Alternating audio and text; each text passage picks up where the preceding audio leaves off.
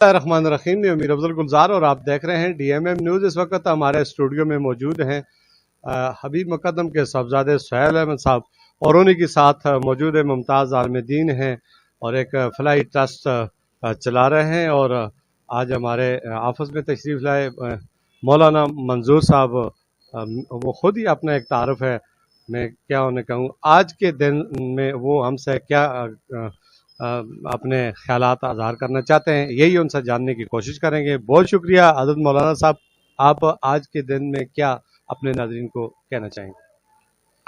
बिस्मिल्लाहिर्रहमानिर्रहीम नहमदुहु व नसल्ली अला रसूलिहिल करीम, अम्मा बाद, क़ाल तआला कुल्लु नफ्सिन ज़ाइक़तुल मौत, सदक़ल्लाहुल अज़ीम।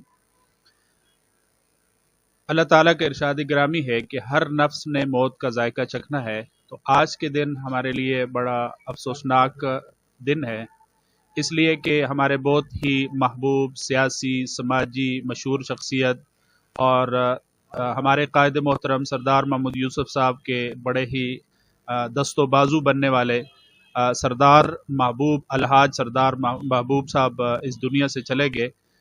ऐसे लोग हैं, ऐसे लोग बहुत दुनिया में कम होते हैं जो दुखी इंसानियत का दर्द रखते हैं। हम दुआ गो हैं कि अल्लाह ताला उनकी बख्शिश फरमाए, मगफरत फरमाए, जन्नतुल फिरदौस में आला मकाम नसीब फरमाए।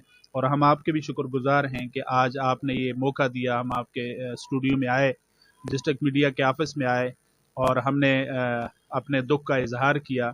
हम दुआ गो हैं कि अल्लाह ताला उनके बेटों को, पसमंदगान को सब्र जमील अता फरमाए और सब्र के ऊपर बेहतर अजर अता फरमाए और हम सब को दुनिया के अंदर दुखी इंसानियत की खिदमत करने की तौफीक अता फरमाए और आखिरत की तैयारी की तौफीक अता फरमाए।